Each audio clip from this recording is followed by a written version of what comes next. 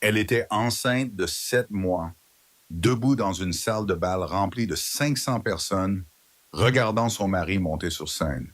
Elle souriait, s'attendant à ce qu'il la remercie. Au lieu de cela, il a pris la main d'une autre femme.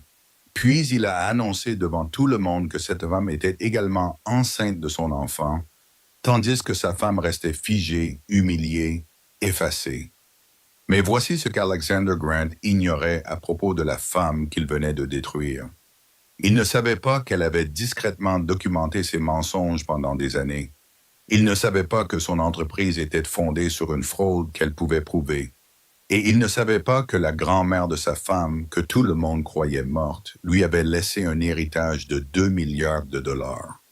La femme qu'il avait rejetée était sur le point de devenir la femme la plus dangereuse de New York.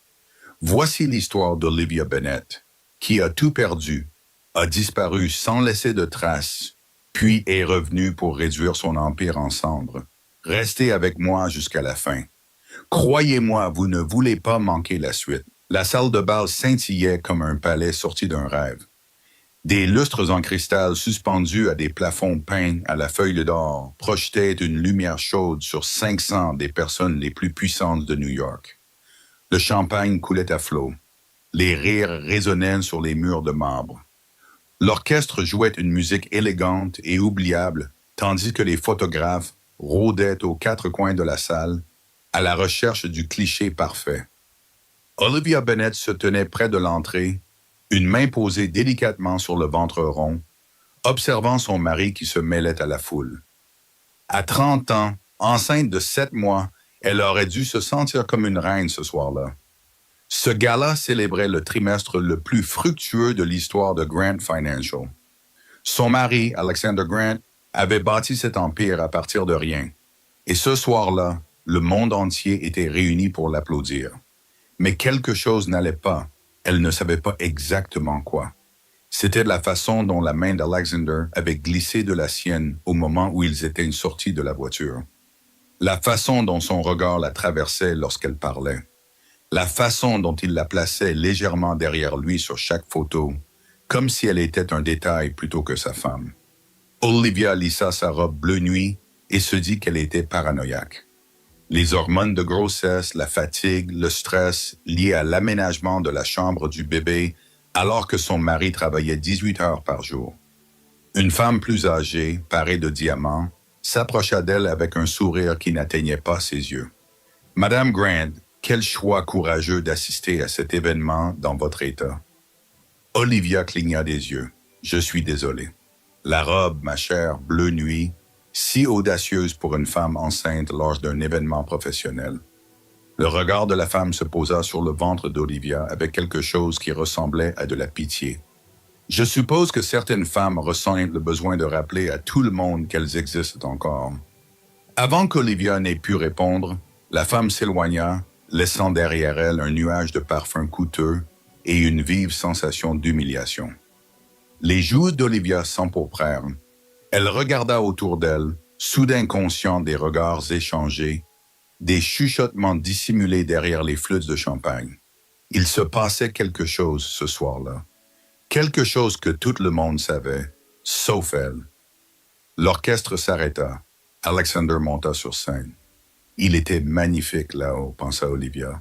Grand, à la chevelure argentée à 42 ans, avec ce genre de présence imposante qui incitait les gens à se pencher en avant lorsqu'il parlait. Elle était tombée amoureuse de cette assurance autrefois. À l'époque, cela lui avait donné un sentiment de sécurité. Aujourd'hui, en le regardant sourire devant les caméras, elle se demandait si elle l'avait vraiment connu. « Merci à tous d'être ici ce soir », retentit la voix d'Alexander dans les haut-parleurs. Le succès financier de Grant revient à beaucoup de personnes. Nos investisseurs, notre conseil d'administration, notre incroyable équipe. Livia sourit, attendant. Il allait sûrement la remercier. Elle avait passé 5 ans à soutenir cet homme, sacrifiant sa propre carrière, se tenant à ses côtés à travers toutes les crises. Elle portait son enfant. Le regard d'Alexander balaya la salle. Il passa sur elle sans s'arrêter. Mais il y a une personne qui mérite une reconnaissance particulière. Une personne qui a été absolument essentielle à tout ce que nous avons accompli cette année. Olivia se redressa, le cœur léger.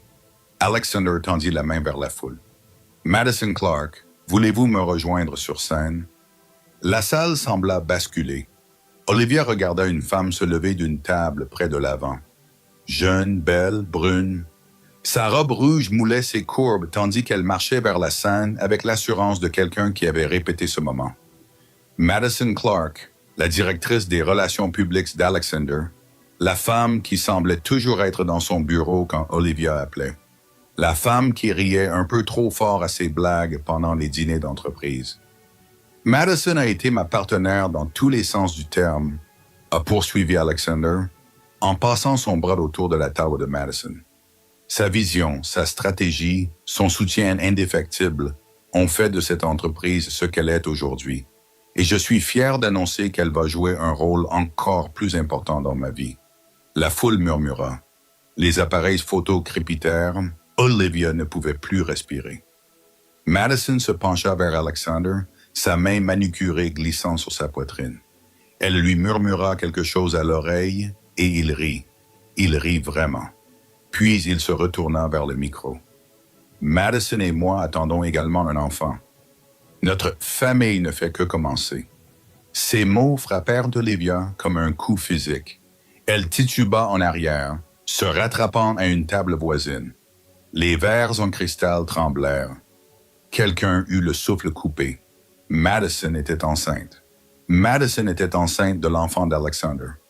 Alors qu'Olivia se tenait là, enceinte de 7 mois de son bébé, son mari annonçait la grossesse de sa maîtresse devant 500 témoins et une douzaine de photographes. « N'est-ce pas sa femme? » murmura une femme à proximité, assez fort pour qu'Olivia l'entende.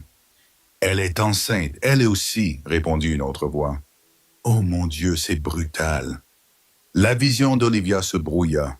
La pièce tournait autour d'elle. Elle vit Madison lui sourire depuis la scène. Pas un sourire cruel, quelque chose de pire. Un sourire de pitié. Le sourire d'une femme qui avait déjà gagné. Tous les instincts d'Olivia lui criaient de courir, de crier, de s'effondrer. Mais quelque part au fond d'elle-même, sous le choc, l'humiliation et l'effondrement de tout ce qu'elle croyait savoir, une petite voix s'exprima clairement. « Pas ici, pas devant eux. Tu ne leur donneras pas cette satisfaction. » Olivia redressa le dos. Elle retira sa main de son ventre et avec toute la dignité dont elle était capable, elle se retourna et se dirigea vers la sortie. Ses talons claquaient sur le sol en marbre.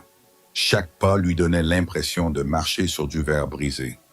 Elle gardait le menton levé, les yeux fixés devant elle, le visage soigneusement impassible. Elle ne pleurerait pas. Elle ne trébucherait pas. Elle ne les laisserait pas la voir s'effondrer. Derrière elle, la voix d'Alexander continuait. Il remerciait maintenant le conseil d'administration, les investisseurs, tout le monde sauf la femme qui lui avait donné 5 ans de sa vie. Il ne l'avait jamais appelée par son nom. Il ne l'avait même jamais regardée. Dehors, l'air de novembre frappa Olivia comme une gifle. Elle fit 3 pas avant que ses jambes ne se dérobent sous elle. Elle se rattrapa au mur de pierre du bâtiment, haletante, tout son corps tremblant. Les lumières de la ville se brouillaient à travers ses larmes. Au-dessus d'elle, de la musique jouait. Des gens riaient. Son mari célébrait sa nouvelle vie tandis qu'elle se tenait seule dans le froid.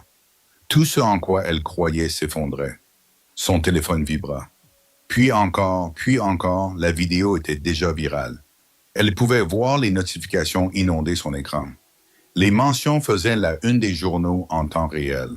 Le PDG de Grant présente sa maîtresse lors d'un gala. Sa femme regarde, humiliée.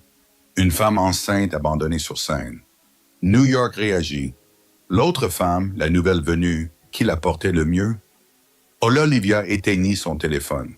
Elle appuya sa main contre son ventre, sentit son bébé donner un coup de pied et prit une décision qui allait tout changer. Elle allait disparaître.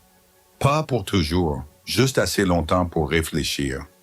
Assez longtemps pour planifier, assez longtemps pour comprendre qui elle était lorsqu'elle n'était pas la femme d'Alexander Grant. Un taxi s'arrêta. Le chauffeur baissa sa vitre, jeta un coup d'œil à son visage baigné de larmes et à sa robe de créateur et lui demanda gentiment « Où ça, mademoiselle ?» Olivia lui donna une adresse. Pas chez nous, pas dans aucun des endroits qu'Alexander connaissait. Un endroit sûr, un endroit où elle pourrait s'effondrer en privé. « C'était une bonne fête ?» demanda le chauffeur alors qu'il s'éloignait. Olivia rit. C'était un son brisé, sombre et creux, mais c'était réel. La meilleure, murmura-t-elle, la meilleure, sans aucun doute. L'appartement dans le Queens était petit, 2 chambres, des appareils électroménagers vieillissants, une fenêtre qui donnait sur un mur de briques.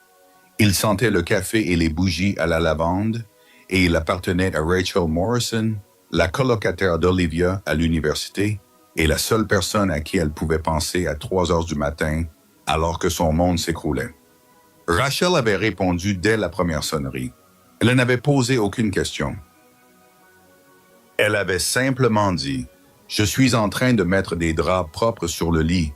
La porte sera ouverte. » Olivia était maintenant assise sur le canapé de Rachel, enveloppée dans une couverture, une tasse de thé refroidissant entre ses mains.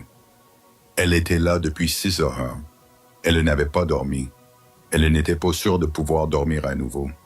Rachel est sortie de la cuisine avec des toasts et s'est assise à côté d'elle. « Tu devrais manger quelque chose pour le bébé. » Olivia a regardé les toasts comme s'il s'agissait d'un objet étranger. Il a annoncé sa grossesse devant tout le monde alors que j'étais juste à côté. J'ai vu la vidéo. Tout le monde a vu la vidéo. Elle est partout. Rachel a serré les mâchoires. Tout va bien se passer. On va trouver une solution. Comment? La voix d'Olivia se brisa. Il avait tout planifié. Ce n'était pas un accident, Rachel. Il voulait que les gens voient. Il voulait m'humilier publiquement pour que, lorsque le divorce aura lieu, tout le monde pense déjà que je suis une épouse pathétique qui a été remplacée. Ces mots étaient douloureux à prononcer, mais une fois qu'elle eut commencé, Olivia ne pouvait plus s'arrêter. Je lui ai donné 5 ans. J'ai abandonné ma carrière. Je me suis adapté à son monde. J'ai appris à sourire devant les caméras. J'ai appris à être la parfaite épouse d'un PDG. Je pensais que nous construisions quelque chose ensemble. Je pensais que lorsque le bébé arriverait, les choses seraient différentes. Olivia avait toujours voulu fonder une famille. Ayant grandi dans une petite ville de l'Ohio, élevée par une mère célibataire qui cumulait 2 emplois pour les nourrir, elle rêvait de créer quelque chose de stable, de sûr, un foyer rempli de chaleur et d'histoire pour s'endormir, et le genre d'amour qui ne disparaît pas lorsque les choses deviennent difficiles. Alexander semblait être la réponse à ce rêve. Il était plus âgé, avait du succès, était sûr de lui. Il l'avait entraîné dans une romance tourbillonnante, remplie de roses, de dîners sur les toits et de promesses chuchotées sous le ciel de Manhattan. Il lui avait dit qu'elle était sa muse, sa raison de croire à nouveau en l'amour. Elle aurait dû se douter que c'était trop parfait. « Quand as-tu commencé à avoir des soupçons ?» demanda Rachel à voix basse. Olivia ferma les yeux. « Je ne voulais pas le voir. Il y avait des signes, des nuits tardives qui ne collaient pas, des voyages d'affaires où il était injoignable pendant des jours, la façon dont il avait commencé à critiquer tout ce que je faisais. Ma cuisine n'était pas assez bonne, je ne m'habillais pas bien. Ma carrière était insignifiante comparée à ses contrats d'1 milliard de dollars. Elle avait commencé à tenir un journal, pas consciemment au début, juste quelques notes quand quelque chose qu'Alexander disait ne correspondait pas à ce qu'il avait dit auparavant. Une réunion qui passait du mardi au jeudi, un dîner avec un client qui se transformait en voyage en solo à Boston. Des chiffres qui ne correspondaient pas lorsqu'il parlait des bénéfices de l'entreprise. Elle pensait qu'elle était paranoïaque. Elle réalisait maintenant qu'elle avait documenté ses mensonges sans même le savoir. « Tu as toujours ton journal ?» demanda Rachel. Olivia acquiesça lentement. « Il est dans mon sac » répondit-elle. Je le pris sans réfléchir. Cela pourrait être important. « Pourquoi? Un divorce? » Olivia rit amèrement. « Il a les meilleurs avocats de New York. Il a des moyens illimités. Il contrôle déjà le récit. Je suis la femme enceinte folle qui n'a pas su garder son mari. Quelle chance ai-je? Rachel prit les mains d'Olivia et les siennes. Tu as plus que tu ne le penses. Tu es intelligente. Tu es forte. Tu as survécu à une enfance sans rien et tu t'es bâti une véritable carrière avant même qu'Alexander n'entre dans ta vie. Cette femme est toujours là. Olivia voulait y croire. Mais la femme qui avait quitté cette salle de bal lui semblait étrangère. La femme qu'elle était autrefois lui semblait être un fantôme. La semaine suivante passa dans un brouillard de douleur. Olivia ne pouvait ni manger, ni dormir, ni s'empêcher de repasser ce moment dans sa tête. La main d'Alexander qui la dépassait, le sourire triomphant de Madison, les murmures qui se propageaient dans la foule comme un poison. Les médias ont aggravé la situation. Les gros titres hurlaient sur tous les écrans. Des photographes sont campés devant l'immeuble de Rachel après que quelqu'un ait divulgué l'emplacement d'Olivia. Elle a appris à garder les rideaux fermés, à éviter les miroirs, à mesurer ses journées en petite survie. Un repas mangé, une douche prise, une heure sans pleurer. Alexander l'appelait sans cesse. 47 appels manqués au cours des 3 premiers jours. Le ton de son message vocal changeait comme dans un manuel de manipulation. D'abord, c'était la colère. Décroche le téléphone. Nous devons discuter de cela comme des adultes. Puis venait la fausse inquiétude. Olivia, je m'inquiète pour toi, pour le bébé. Fais-moi savoir que tu vas bien. Enfin, les menaces enrobées de velours. Si tu ne réponds pas, je devrais supposer que tu n'es pas mentalement stable. Veux-tu vraiment que les avocats s'en mêlent? Olivia n'a répondu à aucun d'entre eux. Pour la première fois en 5 ans, elle a refusé de répondre quand Alexander Grant a appelé. Et quelque part dans ce silence, elle a commencé à retrouver quelque chose qu'elle avait perdu. Sa propre voix. Laisse-moi te dire quelque chose sur le fait de toucher le fond, car la plupart des gens comprennent mal ce que cela signifie. Toucher le fond ne signifie pas que vous n'avez plus rien. Cela signifie que vous voyez enfin clairement ce dont vous avez besoin pour survivre. Le brouillard du déni se dissipe. Les excuses ne fonctionnent plus. Et vous devez faire un choix. Rester au fond ou commencer à remonter. Olivia a fait son choix le 7e jour. Elle s'est réveillée, a regardé son reflet dans le miroir de la salle de bain de Rachel et a à peine reconnu la femme qui la regardait. La peau pâle, les yeux rougis, les cheveux en bataille. Elle avait l'air détruite, mais elle avait aussi l'air éveillée. « D'accord, se murmura-t-elle. D'accord, il veut la guerre. Voyons voir qui a vraiment prêté attention. » Elle sortit son journal, des pages et des pages de notes, de dates, de chiffres, d'incohérences. Elle pensait suivre sa propre paranoïa. Elle réalisait maintenant qu'elle avait rassemblé des preuves. Elle commença à passer des coupes de fil, d'anciens contacts de sa carrière dans la décoration d'intérieur, des collègues qui avaient toujours été gentils, la femme d'un expert comptable judiciaire qui lui devait une faveur après qu'Olivia ait décoré leur appartement à un prix inférieur au coût réel. Petit à petit, Olivia commença à comprendre ce qu'Alexander faisait réellement pendant qu'elle jouait le rôle de la belle épouse. Grant Financial n'était pas florissant, il était en train de sombrer. L'entreprise perdait de l'argent depuis 2 ans, dissimulé par une comptabilité créative et des projections gonflées. Le gala n'était pas une célébration. C'était une mise en scène désespérée destinée à attirer de nouveaux investisseurs avant que tout ne s'effondre. Alexander n'était pas un génie, c'était un escroc. Et Madison Clark n'était pas seulement sa maîtresse. D'après les rumeurs qu'Olivia commençait à entendre, c'était Madison qui dirigeait en réalité les opérations. Elle s'était rendue indispensable, nourrissant l'ego d'Alexander tout en construisant discrètement sa propre base de pouvoir au sein de l'entreprise. Le tableau devenait plus clair. Alexander avait humilié Olivia publiquement pour contrôler le récit du divorce. Oui, mais il y avait plus. Si la véritable situation de l'entreprise était révélée, si les enquêteurs commençaient à enquêter, si les mensonges étaient dévoilés, Alexander perdrait tout. Olivia était tombée sur quelque chose de bien plus grave qu'une simple infidélité. Et pour la première fois depuis le gala, elle Oui, oh, man.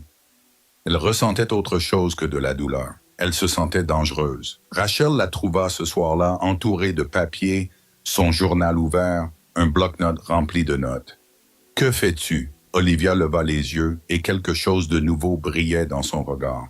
« Je cherche à découvrir ce qu'il cache vraiment, puis je vais lui faire payer chaque mensonge. » Rachel la regarda longuement, puis elle sourit. « La voilà. Je me demandais quand tu reviendrais. » 2 semaines après le gala, Olivia était assise dans une salle de conférence élégante du centre-ville de Manhattan, face à un homme qui promettait de tout changer. Daniel Hayes était beau, avec cette élégance raffinée et professionnelle que cultivent les avocats. La quarantaine, les cheveux poivre et sel, les yeux bienveillants qui se plissaient quand il souriait. Il avait été chaudement recommandé par le réseau de Rachel, une avocate spécialisée dans les divorces qui protégeait les femmes contre leur mari puissant. « Madame Bennett, dit-il, utilisant son nom de jeune fille comme elle le lui avait demandé. J'ai examiné tout ce que vous m'avez transmis. L'humiliation publique que votre mari vous a infligée lors du gala, combinée aux documents que vous avez conservés, nous donne un avantage considérable. » Olivia se pencha en avant. Quel genre d'avantage? Suffisant pour négocier un accord substantiel. Il vous a embarrassé devant des témoins et des caméras. N'importe quel juge considérera cela comme une cruauté émotionnelle délibérée.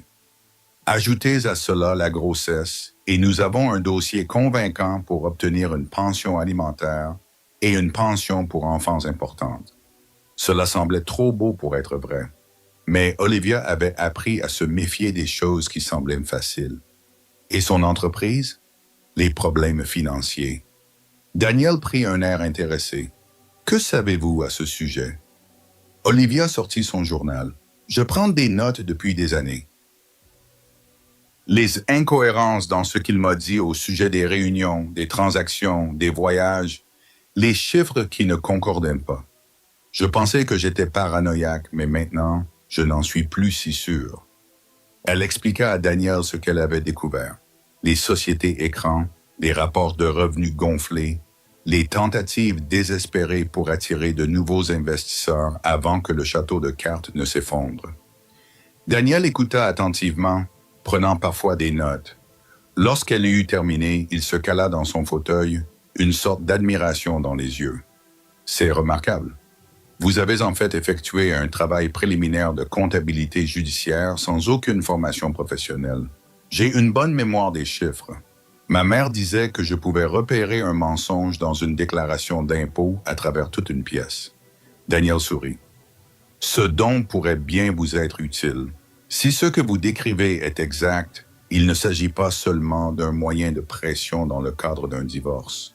Il pourrait s'agir d'une fraude potentielle.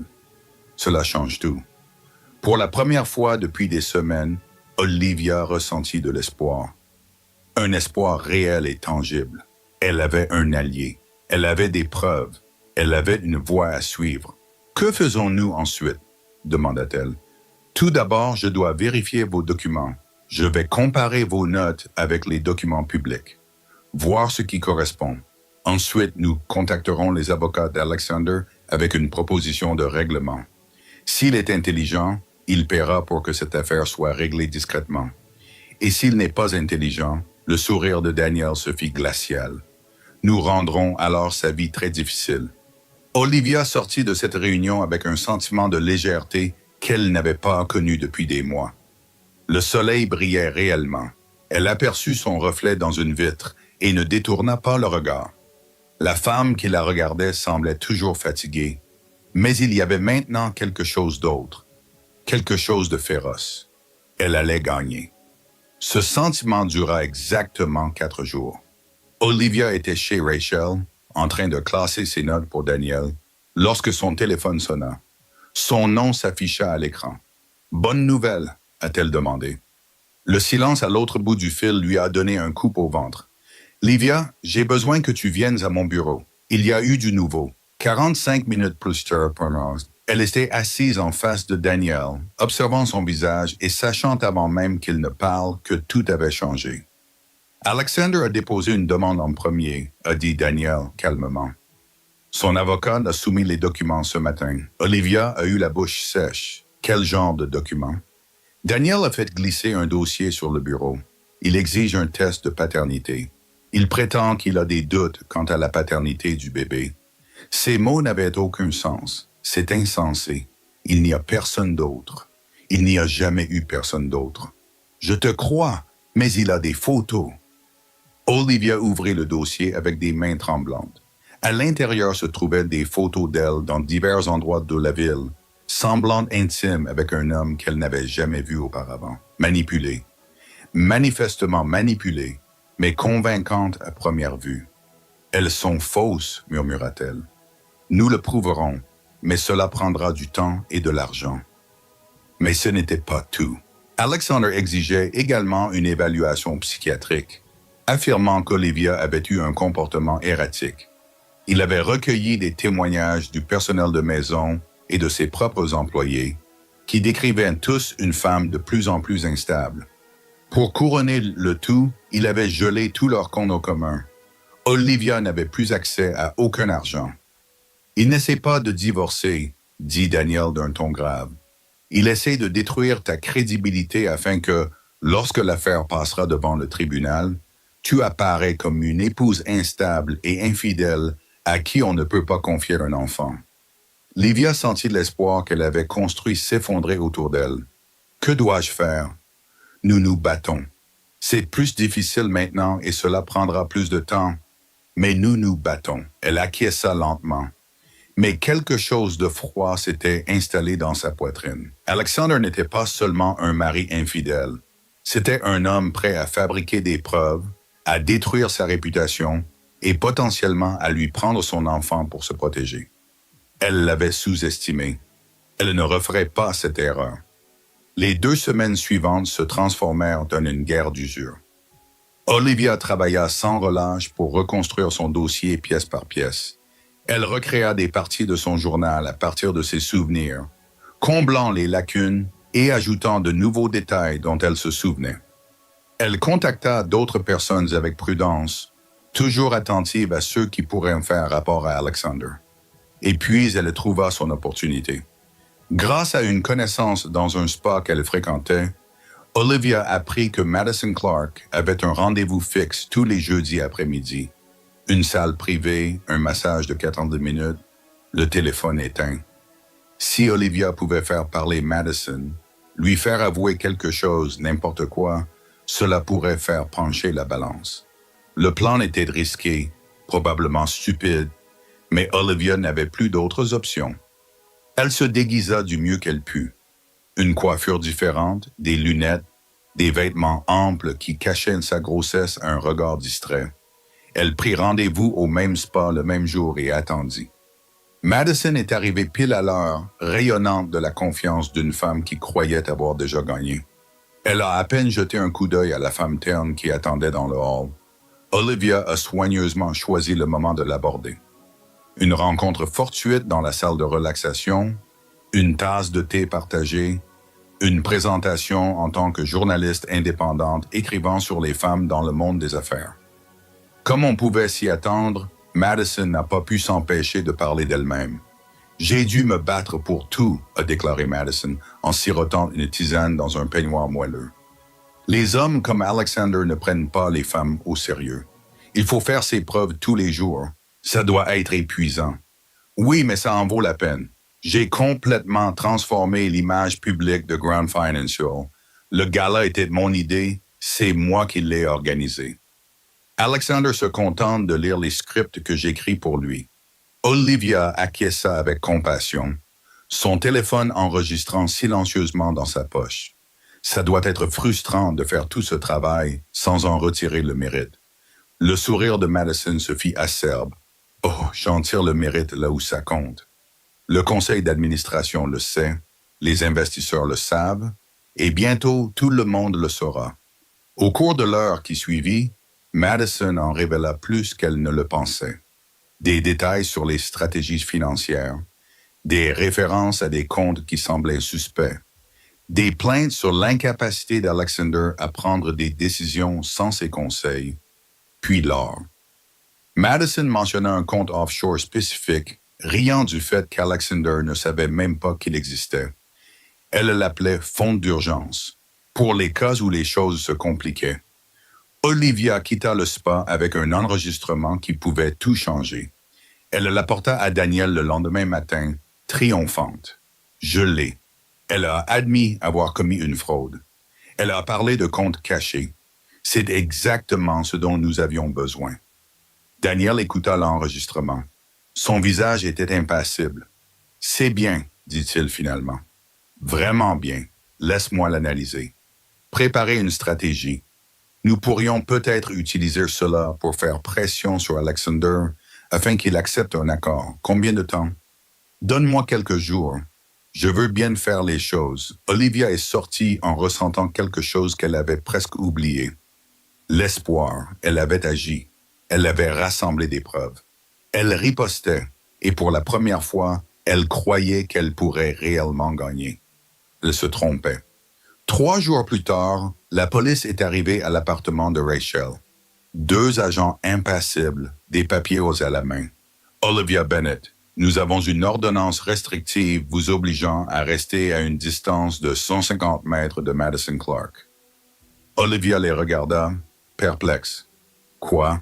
Je ne me suis pas approché d'elle. Madame, nous ne faisons qu'exécuter l'ordonnance. Mademoiselle Clark a également déposé une plainte pénale pour harcèlement des tracts.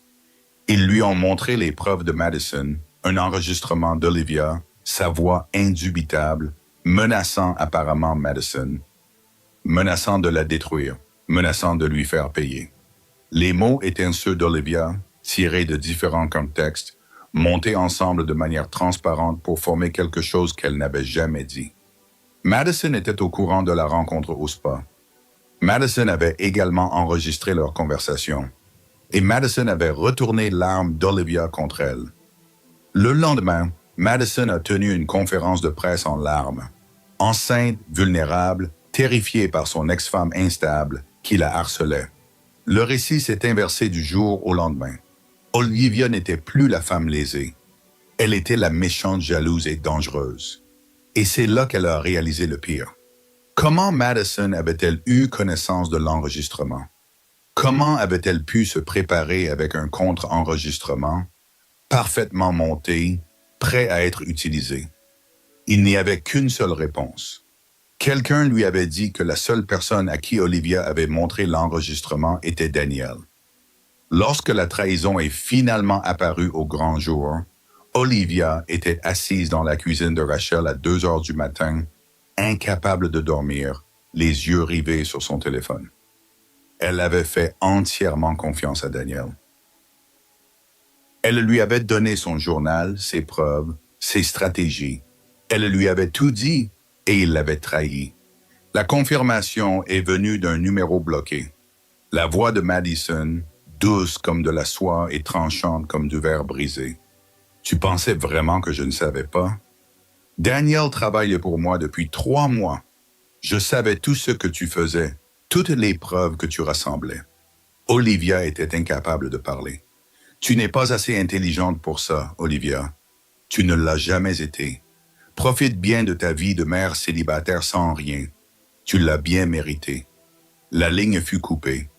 Olivia resta assise dans le noir, son téléphone serré dans la main, sentant ses derniers espoirs s'envoler.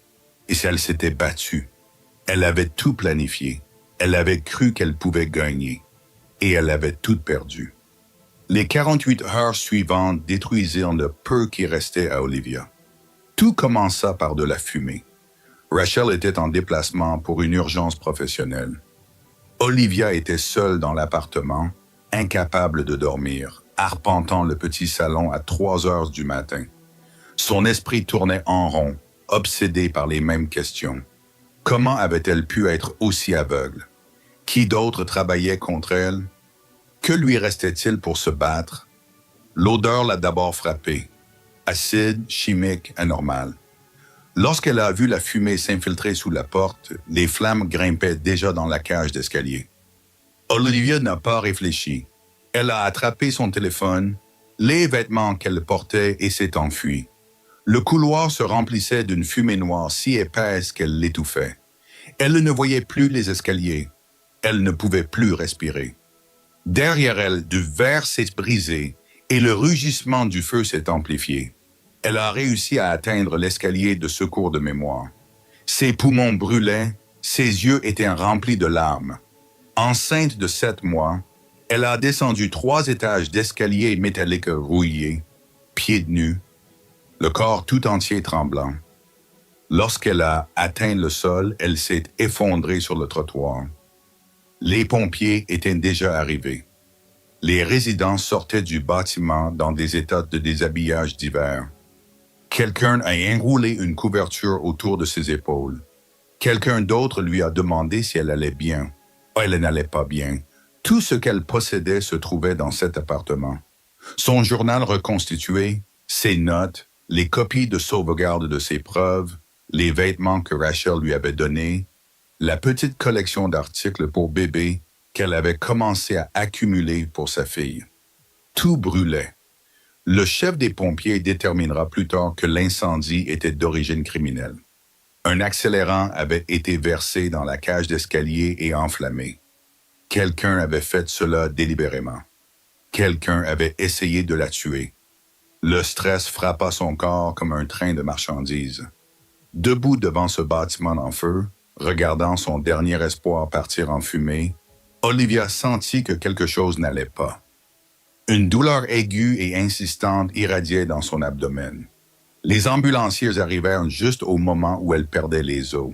Le trajet en ambulance fut un cauchemar de douleur et de terreur. Elle n'était enceinte que de 32 semaines. Trop tôt, beaucoup trop tôt, les ambulanciers lui répétaient de respirer, de rester calme, mais il était impossible de rester calme alors que son bébé allait naître, qu'il n'y avait personne à ses côtés et que tout s'écroulait. À l'hôpital, ils l'ont emmenée en urgence dans la salle d'accouchement. Les médecins parlaient d'une voix pressante. Les machines bipaient. Quelqu'un lui a mis une perfusion dans le bras. Quelqu'un d'autre lui a dit de pousser. Elle a poussé, elle a crié, elle a prié un Dieu auquel elle n'était pas sûre de croire. Et puis, après ce qui lui a semblé être des heures, elle a entendu un son qui a rompu le chaos. Un cri faible, mince et aigu, mais vivant. Sa fille était vivante. Le médecin a posé un petit paquet sur sa poitrine. Si petit, si fragile, avec un visage rouge et froissé et des doigts comme des pétales de fleurs. Elle est prématurée, mais elle respire toute seule. Le médecin a dit, « Nous devons la garder en observation, mais c'est une battante. » Olivia a regardé sa fille à travers ses larmes. « Grace », a-t-elle murmuré, « elle s'appelle Grace. » Parce que c'est ce qu'était ce moment. La grâce au milieu de la dévastation, une lumière dans l'obscurité, quelque chose de beau né de quelque chose de terrible. Olivia a tenu sa fille dans ses bras pendant exactement 12 minutes avant que les infirmières ne l'emmènent à l'unité néonatale de soins intensifs. 12 minutes d'amour parfait. 12 minutes pendant lesquelles elle a tout oublié, puis la réalité l'a rattrapée. Elle était seule dans un lit d'hôpital, se remettant d'un accouchement d'urgence, sans domicile, sans argent, sans preuve et sans alliés. Les personnes qui voulaient la détruire savaient exactement où elle se trouvait, et elle n'en avait pas fini. L'homme qui est entré dans sa chambre le lendemain matin portait un costume coûteux et tenait une maillette en cuir. Il ne s'est pas présenté. Il a simplement sorti des papiers de sa mallette et les a posés sur son lit d'hôpital. « Madame Grant, vous avez été assignée. » Olivia a regardé les papiers à travers le brouillard de l'épuisement et des analgésiques. Demande de garde d'urgence. Alexander Grant demandait la garde immédiate du bébé, invoquant le statut de sans-abri d'Olivia, son manque de ressources financières, son instabilité mentale et maintenant le fait qu'elle mettait leur enfant en danger en vivant dans un environnement dangereux qui avait provoqué un incendie. Il essayait de prendre Grace. « Vous n'êtes pas sérieux, » murmura Olivia. « Monsieur Grant estime que l'enfant serait plus en sécurité sous sa garde. Compte tenu de votre situation actuelle, le tribunal pourrait lui donner raison. » L'avocat partit. Les papiers restèrent. Olivia était assise dans ce lit d'hôpital, fixant le plafond, et sentit quelque chose en elle se briser enfin. Elle s'était battue. Elle avait planifié.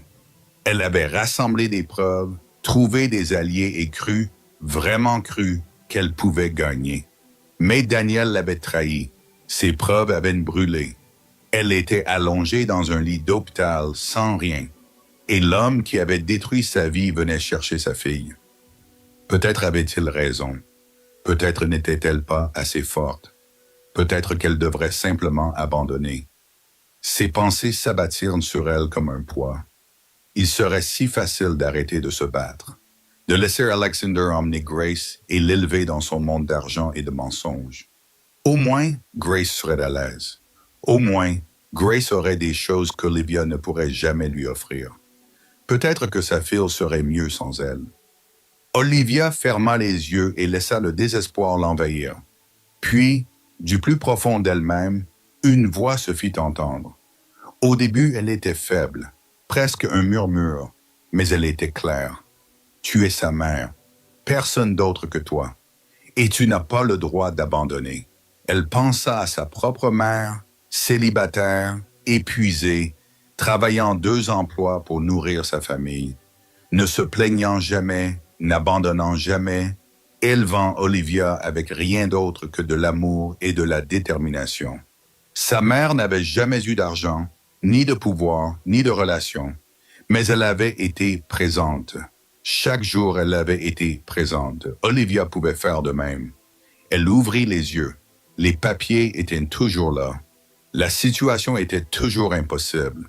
Mais quelque chose avait changé. Elle ne gagnerait pas en se battant selon les conditions d'Alexander. Elle n'avait ni l'argent, ni les avocats, ni l'influence. Mais elle avait autre chose. Elle avait survécu. Elle avait accouché seule en pleine crise. Elle avait traversé le feu, littéralement, et en était sortie indemne. Quoi qu'il arrive ensuite, elle y ferait face. Non pas parce qu'elle savait qu'elle gagnerait, mais parce que sa fille la regardait, parce que Grace grandirait, en sachant que sa mère n'avait jamais cessé de se battre pour elle. Olivia s'assit dans son lit d'hôpital, ignorant la douleur dans son corps. Elle attrapa son téléphone, la seule chose qui lui restait, et commença à passer des appels. Il devait bien y avoir quelqu'un quelque part, quelqu'un qui pouvait l'aider. Elle ne savait pas que l'aide était déjà en route. L'homme qui entra dans la chambre d'hôpital d'Olivia, le 3e jour, n'était pas celui qu'elle attendait. Il était plus âgé, peut-être 65 ans, avec des cheveux argentés et des yeux bienveillants. Son costume était impeccable mais discret. Il se comportait avec l'assurance tranquille de quelqu'un qui n'avait plus rien à prouver. « Madame Olivia Bennett, demanda-t-il Olivia Tenz, une autre avocate, une autre menace. Qui est à l'appareil? Je m'appelle James Thornton, je suis avocat et je vous recherche depuis 6 mois. Si c'est Alexander qui vous envoie, vous pouvez partir. » James sourit. C'était un sourire chaleureux, pas le sourire prédateur auquel elle s'attendait de la part d'un avocat. Alexander Grant n'a rien à voir avec ma visite. En fait, je pense qu'il serait très mécontent d'apprendre que je vous ai trouvé. Il sortit une carte de sa poche et la posa sur sa table de chevet. Je représente la succession de Caroline Hartwell. Olivia fronça les sourcils. Je ne connais personne de ce nom. Si vous la connaissez, même si on vous a dit qu'elle était morte quand vous aviez 12 ans. James marqua une pause. Caroline Hartwell était votre grand-mère maternelle, Madame Bennett, et elle vous a tout légué. Ces mots n'avaient aucun sens. La grand-mère d'Olivia était morte d'un cancer quand Olivia était enfant. Sa mère avait profondément souffert. Elles avaient assisté ensemble à l'enterrement. « Ma grand-mère est morte, » dit Olivia d'un ton neutre. « J'étais à ses funérailles.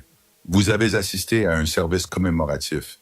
Il n'y avait pas de corps. » « Votre grand-mère n'est pas morte, Madame Bennett. Elle a mis en scène sa mort pour rompre les liens avec sa famille après un arrangement douloureux avec votre mère. » James s'assit sur la chaise à côté de son lit et lui raconta une histoire qu'elle n'avait jamais entendue. Caroline Hartwell avait été une femme remarquable. Née pauvre, mariée jeune, veuve tôt, Elle avait créé une petite société d'investissement à partir de rien, la transformant en 40 ans en Hartwell Capital, l'un des noms les plus respectés dans le domaine du capital investissement. Mais le succès avait un prix. Carolyn avait été absente pendant l'enfance de sa fille, toujours au travail, toujours en déplacement. Lorsque sa fille Eleanor a grandi et a fondé sa propre famille, elle a rejeté tout ce que Carolyn représentait. La richesse, l'ambition, le sacrifice de la famille pour le succès. Eleanor avait déménagé dans l'Ohio avec le père d'Olivia, avait élevé Olivia dans une simplicité délibérée et avait coupé tout contact avec Carolyn. Quand Olivia était jeune, Eleanor lui avait dit que sa grand-mère était décédée. C'était plus facile que d'expliquer la vérité compliquée. Ta mère voulait te protéger du monde de Carolyn. James disait qu'elle croyait que la richesse corrompait les gens. Elle voulait que tu aies une vie normale. Olivia repensa à sa mère qui avait 2 emplois, ne se plaignait jamais, ne demandait jamais d'aide, à toutes ses difficultés, à tous ses sacrifices. Et pendant tout ce temps, sa grand-mère était en vie, riche, dans l'attente. Pourquoi me dites-vous cela maintenant? Parce que Carolyn est décédée paisiblement dans son sommeil il y a 8 mois, à l'âge de 89 ans. Elle n'a jamais cessé de vous aimer, Madame Bennett, même si elle a respecté les souhaits de votre mère et est restée à l'écart. Son testament vous lègue l'intégralité de sa fortune. James ouvrit sa mallette et en sortit un dossier. À l'occasion de votre 31e anniversaire, il y a 2 semaines, vous êtes devenu l'unique bénéficiaire du Hartwell Family Trust. La succession comprend des actifs liquides de 2 à 3 milliards de dollars et une participation majoritaire de 40% dans Hartwell Capital. Olivia le fixa du regard. Les chiffres ne collènent pas. 2 milliards de dollars, une participation majoritaire dans une grande société d'investissement. C'est fou, murmura-t-elle. On m'a déjà dit ça, généralement juste avant que les gens l'acceptent. James sourit. Il y a un autre détail que vous devriez savoir. Hartwell Capital est le principal créancier de Grant Financial. Nous détenons environ 60% de la dette d'Alexander Grant. Les implications frappèrent Olivia comme une vague. Elle possédait la société qui détenait la dette d'Alexander. Elle pouvait le détruire d'un simple coup de fil. James la regarda assimiler cette information avec patience. J'essaie de vous localiser depuis 6 mois. Vous n'avez aucune idée de la difficulté de donner 2 milliards de dollars à quelqu'un qui ne cesse de disparaître. Quelque chose qui aurait pu être un rire s'échappa de la gorge d'Olivia. J'ai été très occupé. Oui, j'ai compris. Incendie criminel, accouchement d'urgence, bataille pour la garde des enfants, un programme chargé. Est-ce censé être drôle? C'est simplement une observation. James se pencha en avant. Madame Bennett, vous disposez désormais de ressources, d'un réel pouvoir. La question est, qu'allez-vous en faire? Olivia le regarda longuement. Elle pensa à Alexander. Suffisant et sûr de lui, convaincu de l'avoir complètement écrasé. Elle pensa à Madison, intrigante et manipulatrice, qui croyait avoir gagné. Elle pensa à Danielle, qui l'avait vendu pour de l'argent et dormait paisiblement pendant que sa vie partait en fumée. Elle pouvait tous les détruire. Avec une telle somme d'argent, un tel pouvoir, elle pouvait transformer leur vie en enfer. Mais ensuite, elle pensa à Grace, sa fille, minuscule et parfaite, qui luttait pour chaque souffle dans l'unité néonatale de soins intensifs. Quel genre de mère voulait-elle être? Quelle histoire voulait-elle raconter un jour à sa fille sur la façon dont elle avait gagné? « Je ne veux pas m'acheter une sortie », dit lentement Olivia. « Alexander ne doit pas pouvoir dire que j'ai gagné uniquement grâce à l'argent. » James haussa un sourcil. « Ce n'est pas la réponse à laquelle je m'attendais. Je veux le battre à la loyale, avec tout ce que j'ai construit moi-même. Ensuite, j'utiliserai l'héritage. C'est un chemin beaucoup plus difficile, je le sais. Mais quand Grace me demandera un jour comment j'ai gagné, je veux la regarder dans les yeux et lui dire la vérité. Je veux qu'elle sache que sa mère l'a mérité. » James l'observa longuement. Puis il sourit, et son expression reflétait quelque chose qui ressemblait à du respect. Ta grand-mère t'aurait beaucoup aimé. Elle a dit quelque chose de similaire une fois lorsque des investisseurs ont voulu racheter son entreprise. Il se leva et posa sa carte sur sa table de chevet. Quand tu seras prête, appelle-moi. Les ressources seront là. Il se dirigea vers la porte, puis s'arrêta. Encore une chose. Il y a un homme nommé Marcus Webb au conseil d'administration d'Alexander. C'était un ami de ta mère et il veille sur toi depuis des années. Tu devrais peut-être lui parler. James partit. Olivia resta seule dans sa chambre d'hôpital, le dossier rempli de chiffres impossibles posés sur ses genoux, et tenta de comprendre ce qui venait de se passer. 24 heures plus tôt, elle était prête à abandonner. À présent, elle disposait de 2 milliards de dollars pour détruire l'homme qui avait tenté de la détruire. Mais elle n'allait pas les utiliser. Pas encore. Pas de manière facile. Elle allait mériter sa victoire.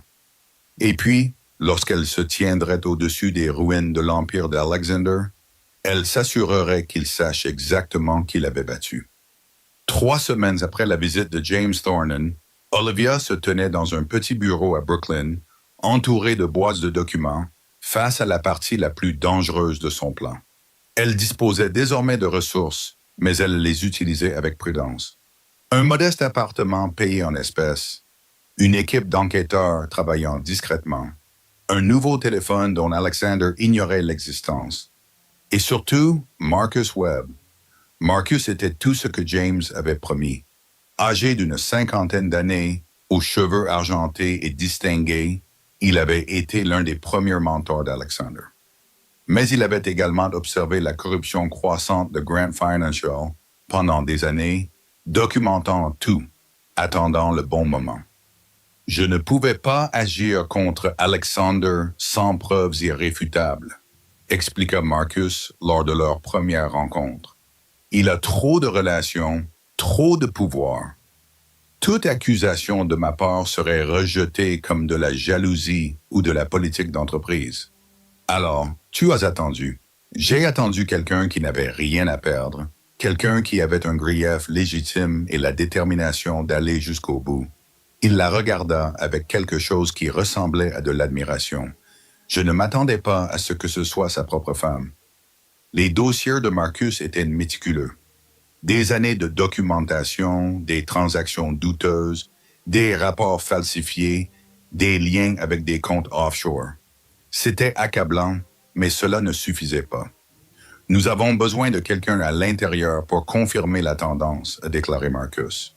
Quelqu'un qui puisse témoigner que ce ne sont pas des erreurs. Quelqu'un qui sache où sont enterrés les cadavres. Olivia a réfléchi à cela, puis elle a pensé à Madison. Madison était la clé. Elle dirigeait les affaires d'Alexander depuis des années, se positionnant comme indispensable tout en construisant secrètement sa propre base de pouvoir. Si quelqu'un connaissait toute l'étendue de la fraude, c'était bien elle. Mais Madison n'avouerait pas de son plein gré. Elle était trop intelligente, trop prudente, à moins qu'elle ne pense avoir déjà gagné. Voici ce que j'ai appris sur les personnes qui se croient intouchables. Elles parlent. Elles ne peuvent s'en empêcher. L'arrogance qui fait leur succès les rend également imprudentes. Elles laissent échapper des indices dans leurs conversations. Elles se vendent pour impressionner les autres et en révèlent plus qu'elles ne le souhaitent, car elles ne peuvent imaginer les conséquences qui les rattraperont. Madison avait cette arrogance et cette abondance. Olivia a commencé à suivre les mouvements de Madison, non pas directement, ni d'une manière qui aurait pu déclencher l'ordonnance restrictive, mais à travers les archives publiques, les réseaux sociaux et une observation attentive à distance légale. Madison rencontrait fréquemment des investisseurs en privé sans la présence d'Alexander. Le tableau devenait plus clair. Madison n'avait pas l'intention de suivre Alexander dans son naufrage. Elle construisait son propre canot de sauvetage, se positionnant comme la personne compétente, visionnaire, capable de sauver quelque chose de l'épave. Elle prévoyait de trahir Alexander comme elle avait trahi Olivia. Olivia pouvait utiliser cela. Grâce à une série de manœuvres prudentes, Olivia fit en sorte que l'information parvienne à Madison. Rien de direct, rien de traçable, juste des murmures dans les oreilles appropriées au sujet d'enquêteurs fédéraux posant des questions sur Grand Financial, sur des accusations potentielles, sur des accords de coopération. Madison, toujours paranoïaque, toujours calculatrice, commença à accélérer ses plans. Pendant ce temps, Olivia contacta d'autres personnes, d'anciens employés qui avaient été poussés vers la sortie, des assistants qui en avaient trop vu, des investisseurs qui se sentaient trompés. Tout le monde ne voulait pas parler, mais certains le faisaient. Et petit à petit, pièce par pièce, Olivia construisit son dossier. Grace rentra de la néonatologie après 4 semaines. Minuscule, en bonne santé, parfaite. Olivia tint sa fille dans ses bras et se sentit comblée comme jamais auparavant. « Je vais te donner une belle vie, » murmura-t-elle. « Je te le promets, quoi qu'il en coûte. » La dernière pièce du puzzle vint d'une source inattendue. Daniel Hayes avait disparu après la débâcle de l'ordonnance restrictive. Il avait fui l'État, selon les contacts de Marcus, mais il avait laissé des traces, notamment des communications avec Madison, qui prouvaient qu'il avait toujours été son informateur. Lorsque ces communications furent divulguées aux enquêteurs fédéraux, qui étaient déjà en train de monter un dossier basé sur les preuves d'Olivia et les dossiers de Marcus, les dominos commencèrent à tomber. Madison reçut une assignation à comparaître 3 jours plus tard. Ses plans minutieux, ses réunions secrètes avec des investisseurs, son positionnement en tant que partie innocente, tout s'écroula lorsqu'elle réalisa qu'elle faisait l'objet de véritables poursuites pénales. Et Madison, fidèle à sa nature, se mit immédiatement à chercher quelqu'un à blâmer. La réunion du conseil d'administration était prévue pour le jeudi après-midi. Alexander pensait qu'il s'agissait d'une revue trimestrielle de routine. Il ne se doutait pas qu'Olivia avait discrètement accumulé les votes par procuration des actionnaires qui commençaient à se méfier de son leadership. Il ne se doutait pas que Marcus avait informé en privé les membres du conseil d'administration des preuves qui allaient bientôt être rendues publiques. Il ne se doutait pas que son monde soigneusement construit était sur le point de s'effondrer. Olivia est arrivée en avance. Elle portait une robe noire simple, élégante, mais sans ostentation. Ses cheveux étaient coiffés simplement. Elle portait un porte-document, un cuir contenant tout ce dont elle avait besoin. Elle avait imaginé ce moment 100 fois, celui où elle retournerait dans le monde d'Alexander, non pas en tant qu'épouse brisée qu'il avait rejetée, mais en tant que force qui le ferait tomber. La réalité était plus calme que ce qu'elle avait imaginé. Pas de musique dramatique, pas d'entrée au ralenti, juste Olivia entrant dans une salle de conférence remplie d'hommes en costume coûteux, prenant place à la table comme si elle était à sa place. Alexander la remarqua le premier. Son visage pâlit, puis se remplit de colère. Que fait-elle ici? Olivia sourit. Je suis ici en tant que représentant de Hartwell Capital.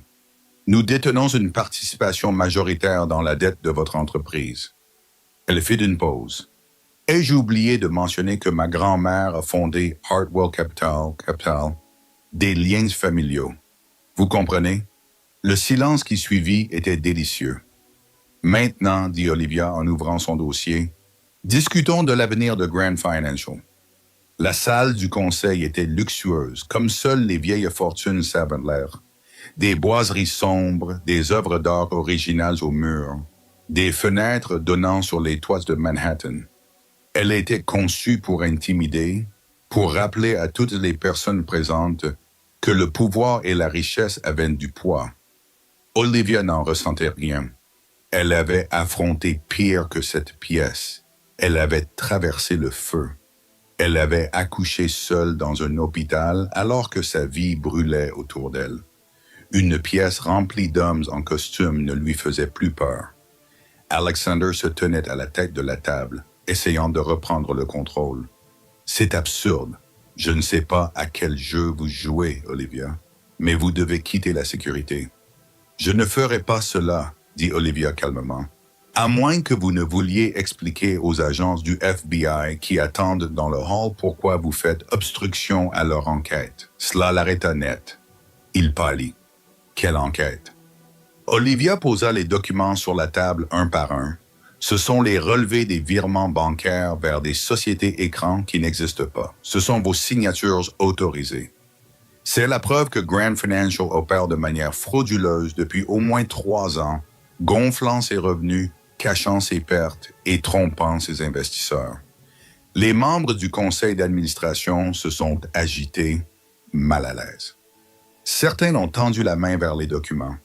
D'autres ont fixé Alexander du regard dans l'attente. « C'est un faux », a déclaré Alexander. « Mes avocats vont démolir tout ça. » Peut-être, mais cela pourrait être plus difficile à expliquer. Olivia a posé un autre document sur la table.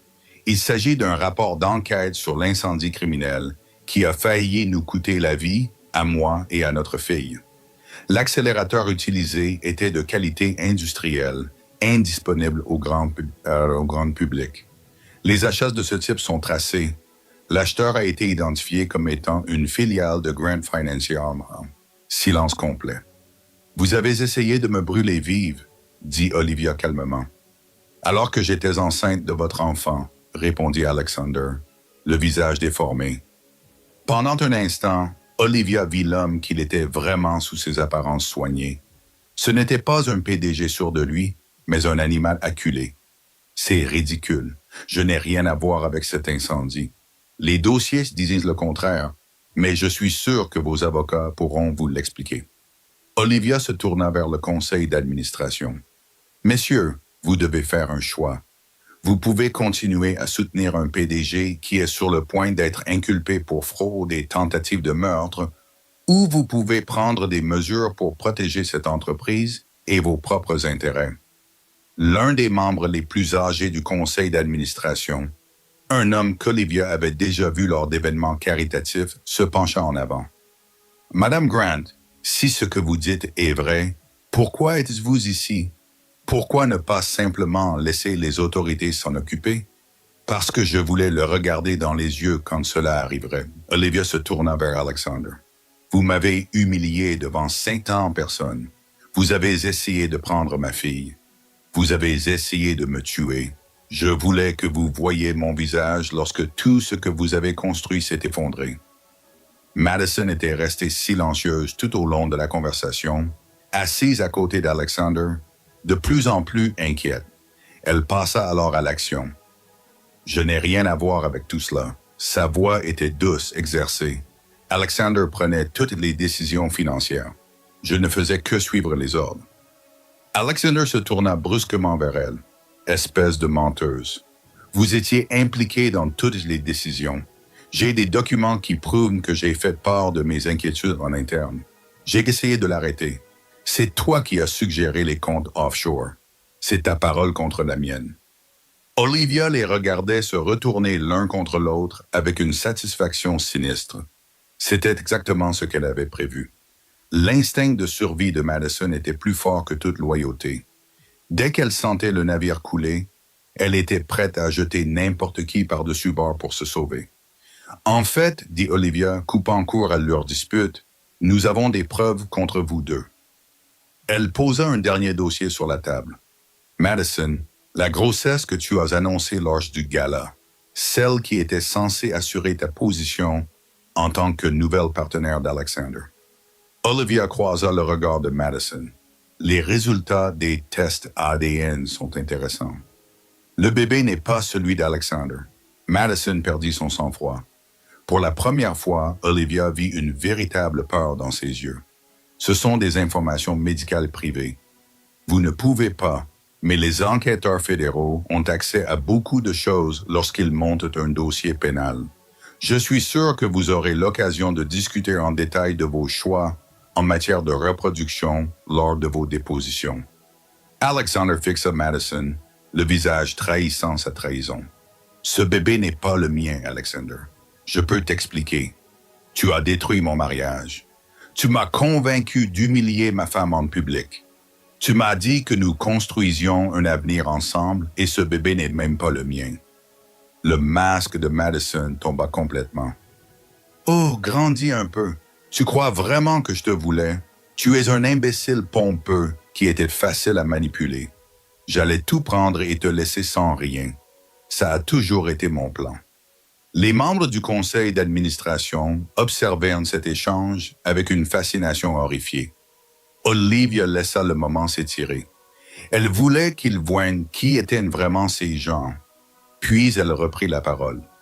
Monsieur Grant, vous avez deux options. Option numéro 1, démissionnez immédiatement. Acceptez les accusations criminelles qui vont être portées contre vous. Coopérez avec les enquêteurs. Vous bénéficierez peut-être d'une certaine clémence.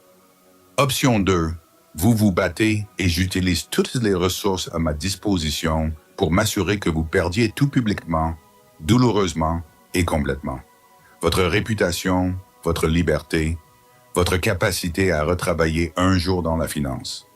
Alexander regarda autour de lui. Pas d'alliés, pas de soutien. Les membres du conseil d'administration avaient déjà fait leurs calculs. Ils prenaient leur distance, préparaient leur propre récit. « Attendez, dit-il d'une voix brisée. Pourquoi ne pas simplement me détruire? Vous en avez le pouvoir. Olivia réfléchit à cette question. Elle y avait pensé à maintes reprises au cours des dernières semaines. Parce qu'un jour, ma fille me posera des questions à votre sujet. Elle voudra savoir ce qui est arrivé à son père, et je veux pouvoir lui dire que je vous ai donné une chance d'être humain. Ce que vous faites de cette chance, c'est votre héritage, pas le mien. Le silence qui suivit fut absolu. Je démissionnerai, dit Alexander doucement. Sous la contrainte, mais je démissionnerai. Olivia acquiesça. Un choix judicieux. Elle rassembla ses papiers et se leva. Les membres du conseil s'écartèrent pour la laisser passer. À la porte, elle s'arrêta. Madison, les agents du FBI voudront te parler. Je te conseille de coopérer pleinement. L'orange ne te va pas vraiment. Elle sortit sans se retourner. L'effondrement de Grant Financial fit la une des journaux pendant des semaines.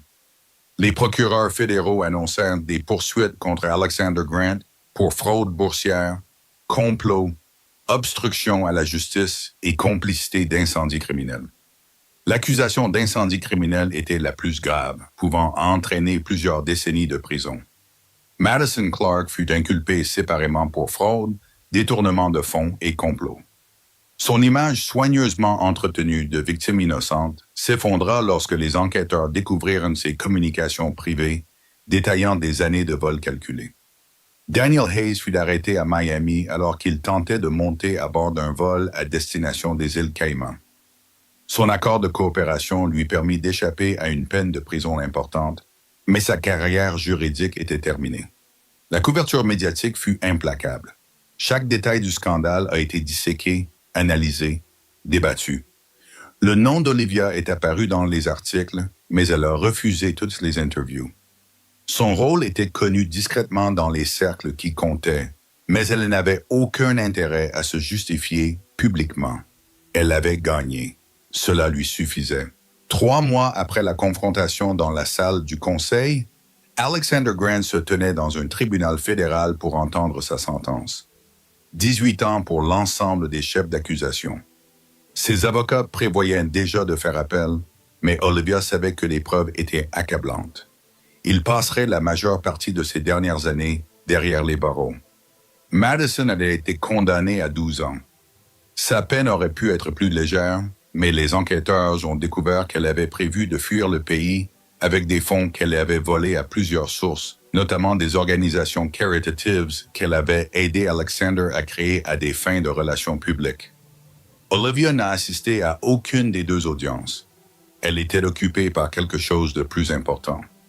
Le siège social de Hartwell Capital à Manhattan occupait une tour élégante dans le centre-ville. Olivia traversa le hall d'entrée, saluant d'un signe de tête les employés qui la reconnaissaient désormais, et prit l'ascenseur privé jusqu'à l'étage réservé à la direction. Le bureau de sa grand-mère, qui était désormais le sien, donnait sur Central Park. La vue était spectaculaire, mais Olivia y avait ajouté sa touche personnelle. Des photos de Grace, une petite collection de livres que sa mère avait aimés, un croquis encadré de son premier projet professionnel datant de plusieurs années. Elle apprenait le métier. Cela ne lui venait pas naturellement, contrairement à sa grand-mère qui, selon les dires, s'y était mise très tôt, mais elle était déterminée à comprendre ce qu'elle possédait, ce qu'elle contrôlait, ce qu'elle pouvait faire avec ses ressources. Elle avait déjà apporté quelques changements, des partenariats avec des organisations soutenant les mères célibataires, des investissements dans des projets de logement abordables, une fondation au nom de sa mère, offrant des bourses à des femmes issues de milieux défavorisés. Sa grand-mère avait bâti un empire grâce à son ambition sans faille. Olivia avait l'intention de construire quelque chose de différent, quelque chose qui ferait du bien au monde, pas seulement de la richesse. James Thornton frappa à sa porte. « Vous avez de la visite? » Olivia leva les yeux. « Je n'attendais personne. Il dit qu'il est un vieil ami de votre mère, Marcus Webb. » Olivia sourit. « Faites-le entrer. » Marcus entra, plus léger qu'elle ne l'avait jamais vu. Le poids des années passées à observer et à attendre avait disparu de ses épaules. « Je voulais vous remercier, » dit-il en prenant place en face de son bureau. « J'ai passé près d'une décennie à documenter la corruption d'Alexander dans l'espoir que quelqu'un puisse utiliser ses preuves. Je ne m'attendais pas à ce que ce soit vous. Pourquoi avez-vous attendu si longtemps? Vous auriez pu vous adresser aux autorités il y a des années. J'ai essayé une fois. Les avocats d'Alexander ont étouffé l'affaire. Il avait trop de relations, trop d'influence. Toute accusation de ma part aurait été rejetée comme provenant d'un membre mécontent du conseil d'administration nourrissant une rancune personnelle. Marcus secoua la tête. J'avais besoin de quelqu'un de solide. Quelqu'un avec une histoire qui ne pouvait être ignorée. Quelqu'un à qui les médias croiraient. L'épouse lésée. L'épouse lésée qui s'est avérée être l'héritière secrète d'une fortune d'1 milliard de dollars. On ne pourrait pas écrire une histoire comme celle-là. Olivia rit. Ça faisait du bien de rire. Elle ne l'avait pas beaucoup fait au cours de l'année écoulée. Il y a autre chose, dit Marcus. J'ai connu ta mère il y a de nombreuses années. Ma femme et elle étaient proches. Quand ta mère s'est mariée et a déménagé dans l'Ohio, nous avons perdu contact. Mais j'ai toujours eu l'impression de lui devoir quelque chose. Lui devoir quoi? Marcus resta silencieux pendant un moment. Ta mère était extraordinaire, brillante, compatissante, animée par des principes que la plupart des gens ne font que prétendre avoir. Elle aurait pu avoir la vie qu'elle voulait. Elle a choisi de renoncer à la richesse parce qu'elle croyait que l'argent corrompait les gens. Il croisa le regard d'Olivia. Je pense qu'elle serait fière de ce que tu fais ici. Utiliser les ressources qu'elle a rejetées pour aider les autres. Olivia sentit les larmes lui monter aux yeux. Elle les refoula en clignant des paupières. J'aurais aimé connaître ma grand-mère, la vraie, pas celle que ma mère m'a décrite. Carolyn était compliquée. Elle a commis des erreurs, mais elle aimait ta mère plus que tout au monde, même quand cet amour n'était pas réciproque. Et elle a veillé sur toi à distance pendant toute ta vie. Marcus fouilla dans sa veste et en sortit une enveloppe. Elle m'a demandé de te donner ça quand tu serais prête. Olivia prit l'enveloppe. Son nom était écrit au recto d'une écriture élégante. Elle l'avait écrite 6 mois avant sa mort. Elle m'avait dit d'attendre que vous ayez trouvé vos marques. Après le départ de Marcus, Olivia s'assit seule dans son bureau, l'enveloppe à la main. La lumière de l'après-midi déclinait, projetant de longues ombres sur son bureau. Elle l'ouvrit avec précaution. La lettre à l'intérieur était manuscrite. Les mots étaient soignés et précis. Ma très chère Olivia, si vous lisez ceci, c'est que je suis parti et que vous avez reçu votre héritage. J'espère que tu l'utiliseras à bon escient, mais plus encore, j'espère que tu auras trouvé le bonheur. J'ai commis de nombreuses erreurs dans ma vie. La plus grande a été de laisser mon ambition me coûter ma fille. Ta mère avait raison de rejeter ce que je représentais. J'étais tellement concentré sur la construction de quelque chose que j'ai oublié pourquoi je le construisais. Mais je veux que tu saches que je t'ai observé de loin, tout en respectant les souhaits de ta mère. Mais en t'observant, je t'ai vu devenir une jeune femme remarquable. J'ai vu ta gentillesse, ta créativité, ta force. Quand j'ai appris ce qui t'était arrivé, quand cet homme t'a humilié et a essayé de te détruire, j'ai voulu intervenir. Je voulais utiliser toutes les ressources à ma disposition pour l'écraser. Mais James m'a convaincu d'attendre. Il m'a dit que tu devais d'abord trouver ta propre force. J'espère que cette force t'a aidé à traverser cette période sombre. J'espère que tu as découvert ce que j'ai appris trop tard, que le vrai pouvoir ne consiste pas à détruire les autres. Il consiste à construire quelque chose qui compte. Tu es mon héritage, Olivia. Pas l'argent ni l'entreprise. Toi. Quoi que tu choisisses de faire avec ce que je t'ai laissé, je sais que cela en vaudra la peine. Avec tout mon amour, ta grand-mère, Caroline. Livia lut la lettre 3 fois, puis elle la plia soigneusement et la rangea dans le tiroir de son bureau, à côté des photos de Grace. Dehors, le soleil se couchait sur Central Park. La ville scintillait de mille feux. Des milliers de vies se déroulaient dans les appartements, les bureaux et les rues en contrebas. Elle avait parcouru un long chemin depuis cette soirée de gala. La femme brisée qui avait quitté la salle de bal lui semblait désormais étrangère, quelqu'un qu'elle avait été, mais qui n'était plus. Olivia prit son téléphone et appela Rachel. « Salut, dit Rachel, tout va bien? »« Tout va bien, je pensais juste au dîner. Tu veux venir avec le gars que tu fréquentes? Je veux que Grace rencontre plus de gens qui aiment sa mère. »« Oui, c'est enfin toi qui demandes de l'aide? » Olivia sourit.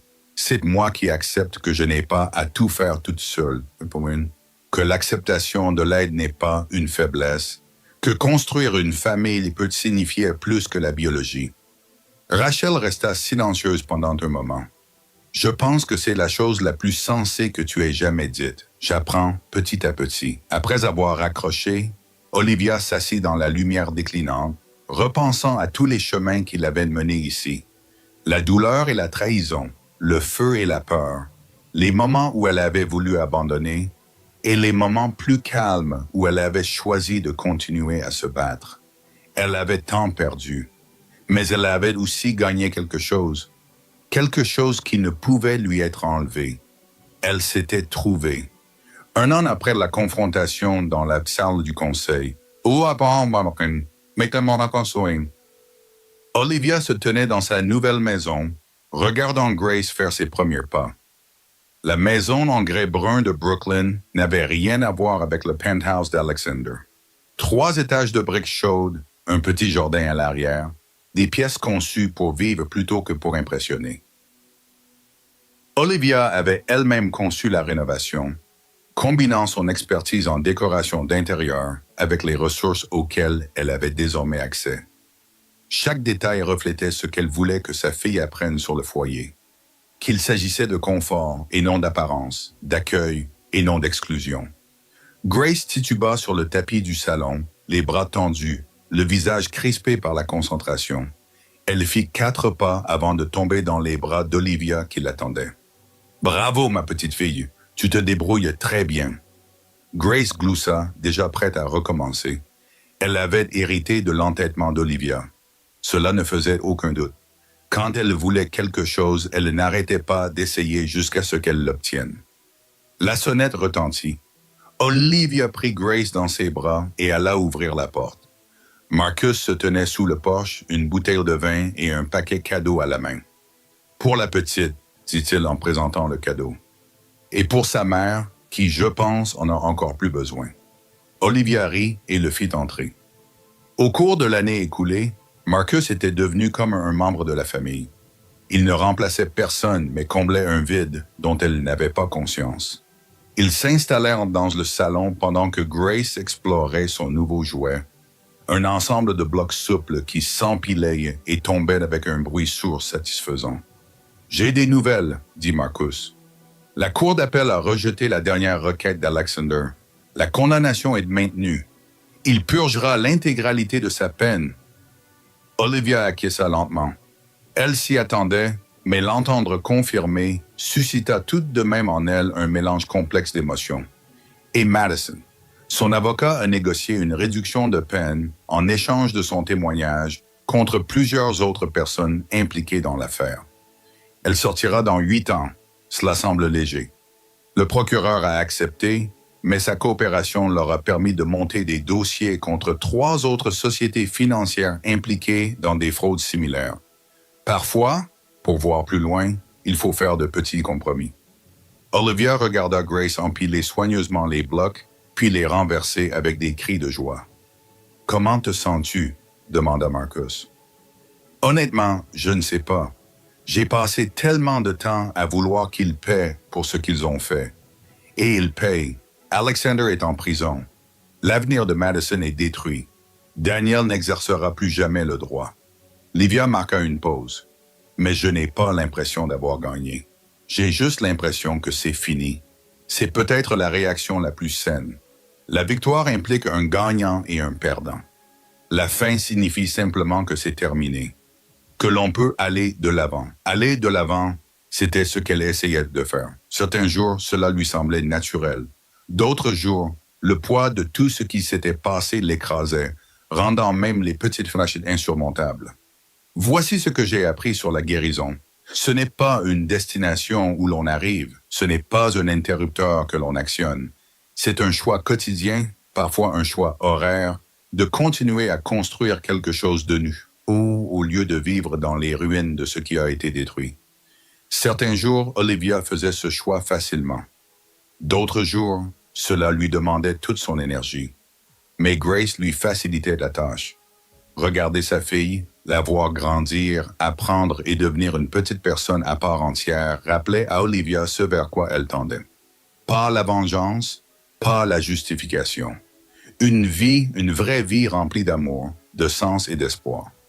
Ce soir-là, après le départ de Marcus et une fois Grace endormie, Olivia s'est assise dans son jardin.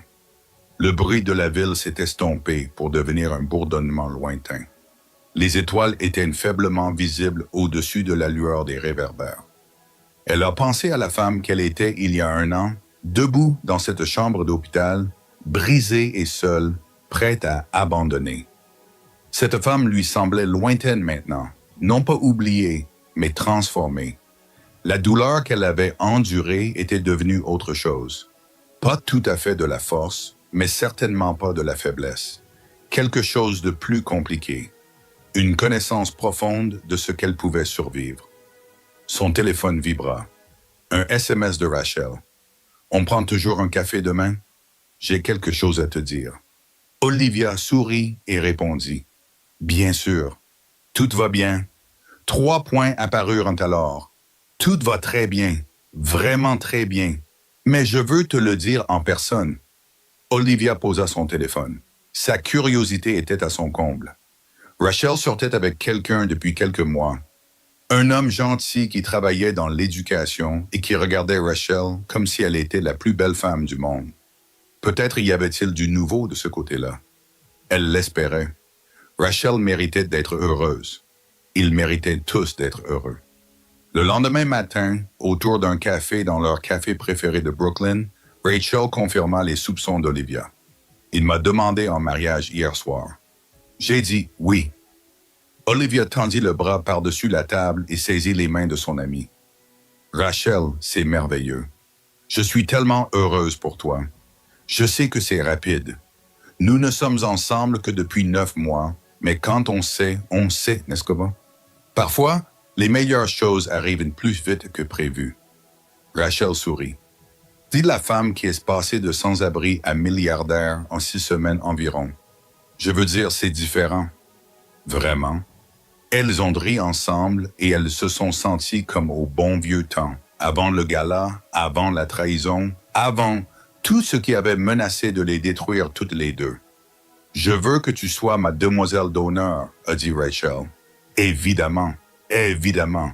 Et je veux que Grace soit la petite fille d'honneur, même si elle va probablement manger les pétales de fleurs au lieu de les lancer. » C'est garanti. Elles ont parlé des préparatifs du mariage, des lieux, des robes et de la liste des invités.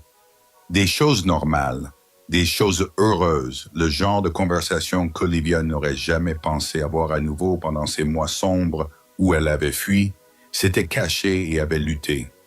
Quand elles se séparèrent, Olivia rentra chez elle à pied dans des rues qui lui étaient désormais familières. Elle s'arrêta au petit terrain de jeu près de son immeuble et s'assit sur un banc pour regarder les enfants jouer. 1 an auparavant, elle avait peur de sortir, Peur des caméras, peur des journalistes, peur de la nouvelle cruauté qui l'attendait peut-être. À présent, elle était assise au soleil, anonyme et libre, et ressentait quelque chose qui ressemblait à la paix, mais pas au bonheur parfait. Elle avait encore des jours difficiles. Elle se réveillait encore parfois dans l'obscurité, le cœur battant à tout rompre, les souvenirs de la fumée et du feu l'attirant de son sommeil.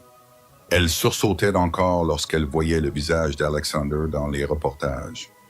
Elle ressentait encore un pincement au cœur lorsque le nom de Madison était mentionné. Mais les jours difficiles étaient moins nombreux désormais. La paix durait plus longtemps. L'avenir semblait plus radieux. Elle guérissait lentement et de manière imparfaite. Mais elle guérissait 1 an plus tard. Le gala de charité était une création d'Olivia. Il ne s'agissait pas d'une célébration du succès de l'entreprise, mais d'une collecte de fonds pour les victimes de violences domestiques. Des femmes qui avaient vécu la même chose qu'elle. Des femmes qui avaient tout perdu et se battaient pour reconstruire leur vie. Le lieu était élégant mais chaleureux. Des fleurs fraîches étaient disposées un peu partout, offertes par un fleuriste dont la fille avait été aidée par la fondation d'Olivia. Une musique douce était jouée par un quatuor à cordes, composé exclusivement de boursiers d'un autre programme financé par Olivia. Elle avait construit ici quelque chose de réel, quelque chose qui comptait, quelque chose qui lui survivrait.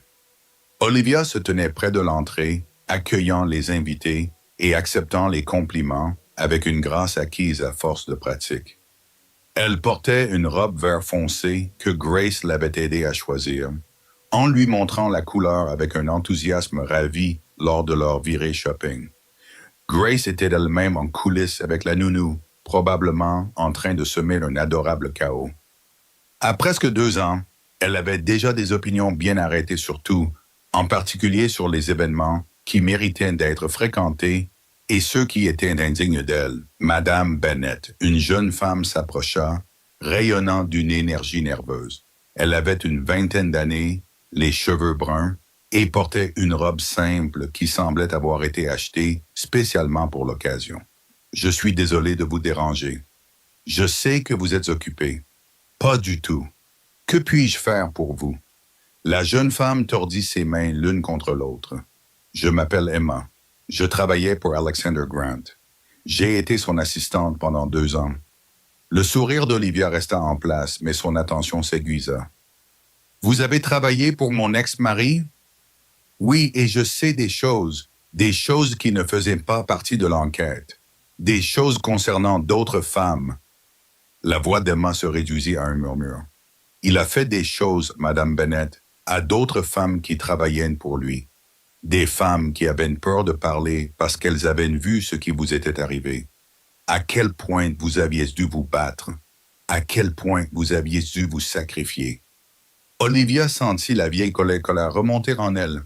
Elle avait soupçonné qu'il y en avait d'autres. La cruauté d'Alexander n'avait pas commencé avec elle et ne se serait pas arrêtée avec elle s'il était resté libre. « Pourquoi me dites-vous cela maintenant? Parce que ces femmes ont vu ce que vous avez fait. Elles vous ont vu gagner. Et elles ont pensé que nous pensions que vous pourriez peut-être les aider. » Livia regarda cette jeune femme effrayée, se vit en elle-même dans sa posture nerveuse et ses yeux pleins d'espoir. Il y a 1 an, elle était tout aussi effrayée, tout aussi seule, tout aussi convaincue que se battre était inutile. Mais elle s'était battue quand même et elle avait gagné. Non pas parce qu'elle était spéciale, non pas parce qu'elle disposait de ressources secrètes ou de forces cachées, mais parce qu'elle avait refusé d'abandonner, parce qu'elle avait choisi encore et encore de continuer à se battre. « Racontez-moi tout, » dit Olivia. Plus tard dans la soirée, après la fin du gala et le départ des invités, Olivia s'assit dans son bureau avec James Thornton et Marcus Webb. L'histoire d'Emma fut enregistrée, documentée, prête à être ajoutée à ce qui allait devenir une enquête beaucoup plus vaste. « Cela va être compliqué, » avertit James. Alexander est déjà en prison. Poursuivre des accusations supplémentaires contre un criminel condamné change rarement sa peine de manière significative. « Je me fiche de sa peine, » dit Olivia. Je me soucie des femmes qu'il a blessées. Je veux m'assurer qu'elles sachent qu'elles ne sont pas seules. Je veux créer un dossier afin que si quelqu'un essaie un jour de réhabiliter sa réputation, la vérité soit là. Marcus acquiesça lentement. Tu as changé. Quand on s'est rencontrés, tu voulais te venger. Maintenant, tu veux que justice soit faite. La vengeance concerne le passé. La justice concerne l'avenir. Olivia regarda le dossier posé sur son bureau. J'ai des ressources, j'ai de l'influence, j'ai une tribune. Si je ne les utilise pas pour aider d'autres femmes, à quoi bon? James sourit. Ta grand-mère serait fière de toi. Je l'espère. J'espère que ma mère le serait aussi. Et surtout, espéra Olivia en se levant et en se dirigeant vers la fenêtre, j'espère que Grace sera fière un jour, quand elle sera assez grande pour comprendre. Dehors, la ville scintillait d'1 million de lumières. Un an auparavant, Olivia avait regardé la même ligne d'horizon et y avait vu une cage. Aujourd'hui, elle y voyait des possibilités. Le téléphone sur son bureau vibra. Un SMS de Rachel. Grace refuse d'aller dormir. Elle n'arrêtait pas de dire « Maman, maman, maman, je crois que tu lui manques. » Olivia sourit et répondit « J'arrive. » Elle rassembla ses affaires et dit « Bonne nuit à James et Marcus. » À l'ascenseur, elle s'arrêta et regarda son bureau. Le bureau de sa grand-mère. Son bureau à présent. Tant de choses avaient changé. Tant de choses continuaient de changer. Mais certaines choses restaient constantes. L'amour qu'elle portait à sa fille. Les amitiés qui l'avaient soutenue dans l'adversité. La détermination à mettre à profit cette seconde chance pour faire quelque chose d'important. Elle avait été détruite une fois, réduite à néant, avait perdu tout ce qui comptait à ses yeux. Mais voici la vérité ultime sur le feu. Il détruit, certes, mais il élimine aussi les branches mortes. Il fait place à une nouvelle croissance. Il transforme ce qui était en ce qui pourrait être. Olivia Bennett avait traversé le feu et en était ressortie transformée. Elle avait perdu un mariage fondé sur des mensonges et gagné une famille fondée sur l'amour. Elle avait perdu l'avenir qu'elle pensait vouloir et trouvé un but qu'elle n'avait jamais imaginé.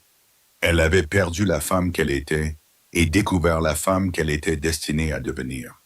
Et alors qu'elle descendait en ascenseur jusqu'au rez-de-chaussée, sortait dans l'air frais de la nuit et hélait un taxi pour rentrer chez elle auprès de sa fille,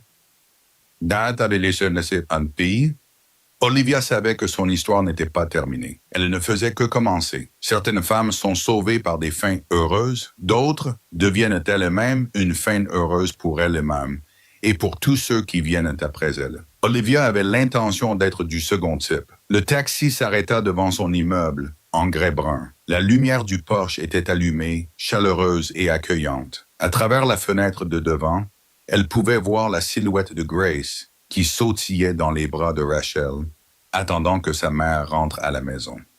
Olivia paya le chauffeur et monta les marches jusqu'à sa porte. Sa fille, sa maison, sa vie, tout ce qu'elle avait failli perdre, tout ce pourquoi elle s'était battue. Elle ouvrit la porte et le visage de Grace s'illumina comme le lever du soleil. Maman, Olivia, prit sa fille dans ses bras et la serra contre elle, respirant l'odeur douce du shampoing pour bébé et de l'innocence. Je suis là, ma petite fille.